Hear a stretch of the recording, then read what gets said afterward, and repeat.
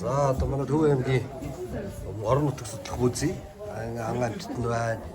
За Төв аймаг бол дахиад алдартай. Тах одоо манай улсдаар оронд байдаг.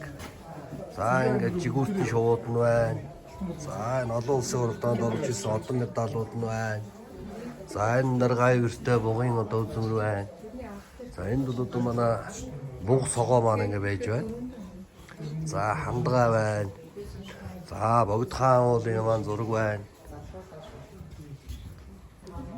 Энэ сайхан музей гэдэг шүү. Манай аймагтчсан хүмүүс ирж очиж үзэж танилцж байгаарай гэж одоо хүсгээр байна. За манай одоо энэ магнит дарга одоо музейг үзээ явж байна.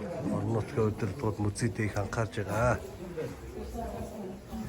За ингээд бас одоо хүннүгийн үеийн, хөрөл зэвсгийн үеийн долног олдурууд ингээд тавигдсан байдаг юм аа. За ингээд ирж үзээрэй. Олон үзмэрийг шууд амжуулж болохгүй байна. Уучлаарай.